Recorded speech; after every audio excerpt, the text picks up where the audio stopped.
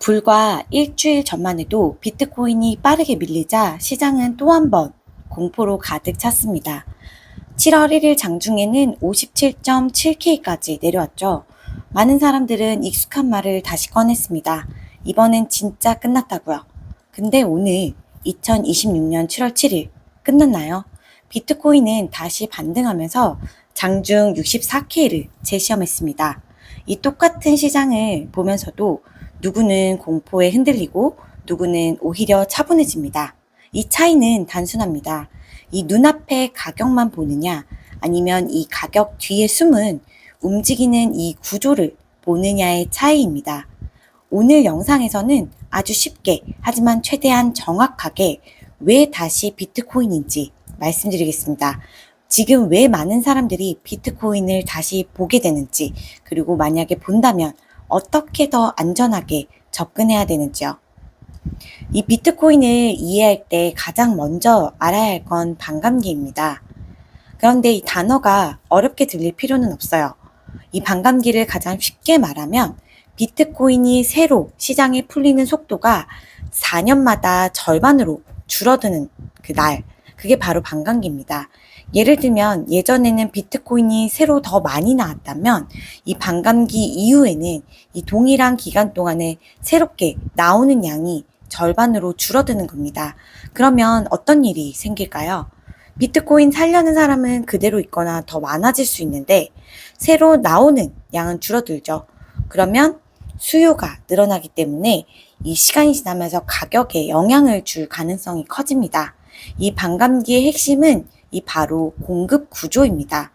비트코인은 지금까지 2012년 11월, 2016년 7월, 2020년 5월, 그리고 가장 최근인 2024년 4월 반감기를 겪었습니다. 이건 누가 회의에서 정하는 정책이 아니라 이 비트코인이라는 2100만 개의 비트코인 안에 미리 설계된 공급 규칙입니다.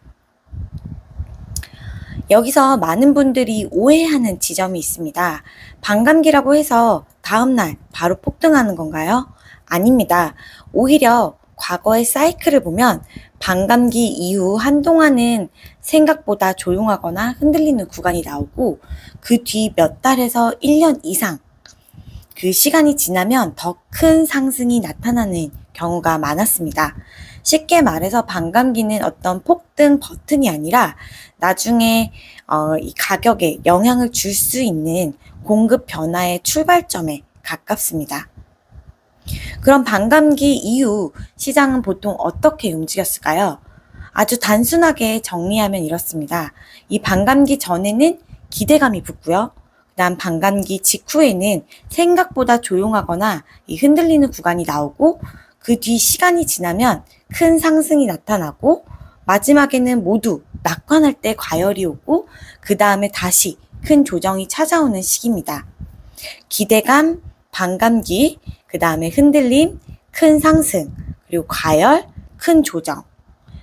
실제 숫자를 보면 더 이해하기 쉬울 거예요. 2012년 반감기 그때 가격은 약 12달러였고요. 그 이후 367일 뒤에 이게 1134달러. 그러니까 100배 정도가 오른 거죠. 이 부분에서 큰 고점을 만들었습니다.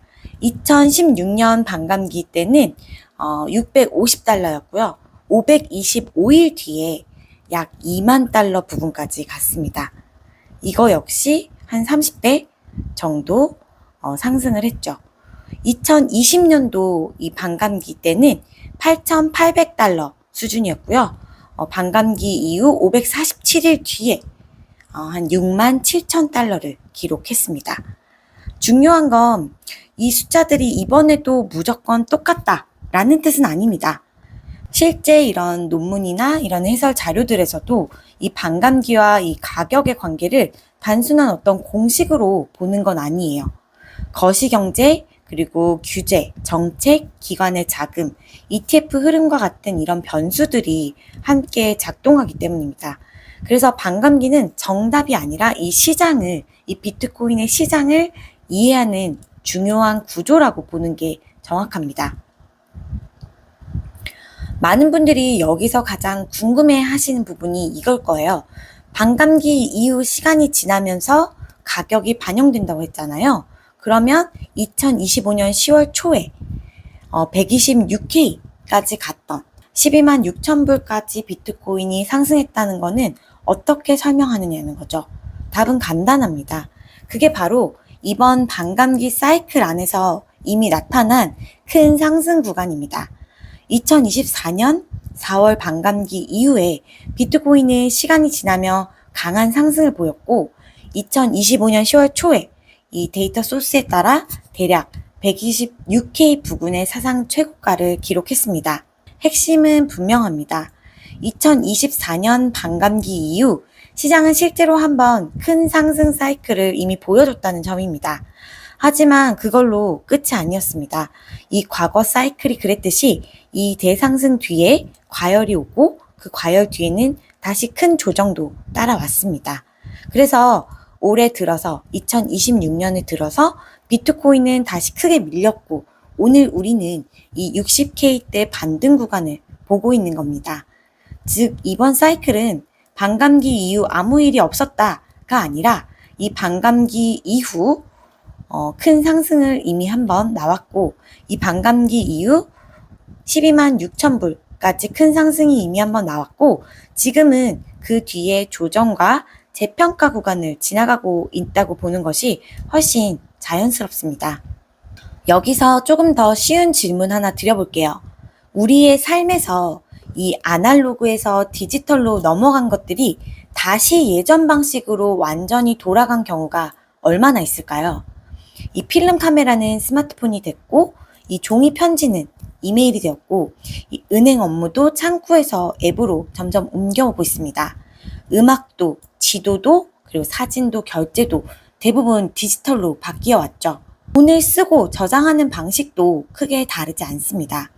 아주 오래전에는 이 무거운 금속을 직접 들고 다녔고 그 다음에 이 종이 화폐가 등장했고요. 지금은 이미 많은 돈이 이 화면 속의 숫자로 움직이고 있습니다. 그런 흐름 속에서 비트코인은 단순한 유행이 아니라 이 2100만 개라는 희소성을 가진 디지털 자산이 실제로 자리를 잡을 수 있느냐의 질문 중심에 서 있는 존재입니다. 물론 디지털이라고 해서 다 같은 돈은 아닙니다. 하지만 비트코인은 누군가 마음대로 더 이상 찍어낼 수 없고 총 발행량이 2100만 개로 제한되어 있으면서 네트워크 차원에서 미변조가 매우 어렵도록 설계되어 있습니다. 그래서 많은 사람들이 이 비트코인을 단지 오르내리는 코인이 아니라 이 디지털 시대의 새로운 자산 후보로 보기 시작한 겁니다. 이 변화는 개인들만 느끼는 게 아니죠. 제도권도 비트코인을 더 이상 무시하기 어려워졌습니다. 실제로 2025년 3월 백악관은 비트코인의 희소성과 보안성을 언급하면서 이 비트코인이 흔히 디지털 금이라고 불린다고 직접 적시했고 이 스트래티직 비트코인 리저브 설립 정책을 발표했습니다. 이걸 무조건 낙관론으로 볼 필요는 없지만 적어도 세계 최대 경제권의 정책 문서에서 이 비트코인이 전략적으로 검토할 대상이 됐다라는 사실은 분명합니다. 금융권도 비슷하죠. 블랙록의 레리 핑크는 이 비트코인의 포트폴리오 내 역할이 분명히 있다고 말했고 디지털 금이라는 표현도 사용했습니다. 이 말이 블랙록의 레리 핑크가 얘기했다고 해서 지금 당장 이 비트코인이 완벽한 안전자산이 되는 건 아니지만 이 기존 돈 시스템이 흔들릴 때 함께 봐야 할 대안 자산에 더 가까워졌다고 볼 수 있습니다. 이런 배경에는 거대한 숫자도 있습니다. 미국 재무부 기준으로 지금 미국의 국가부채는 약 40조 달러 수준입니다. 물론 이게 당장 이 체제 붕괴를 뜻하는 건 아니지만 이 장기적으로 봤을 때 이 화폐 가치와 재정 건전성에 대한 질문이 커지고 있다는 점은 분명합니다. 그래서 중요한 건 비트코인을 좋게 본다고 해서 아무렇게나 사면은 안 됩니다. 자산에 대한 생각과 이 투자 방식은 완전히 다른 문제죠. 비트코인은 장기적으로 큰 의미가 있을 수 있지만 단기적으로는 여전히 크게 흔들릴 수 있는 여지가 분명히 있습니다. 그래서 한 번에 올인하는 것보다는 분할해서 접근하는 편이 훨씬 현실적입니다. 레버리지는 특히 더 조심해야 됩니다. 이 비트코인의 변동성 위에 이 레버리지를 얻는 순간 좋은 자산도 나쁜 투자가 될 수 있다는 거죠. 보관도 마찬가지입니다.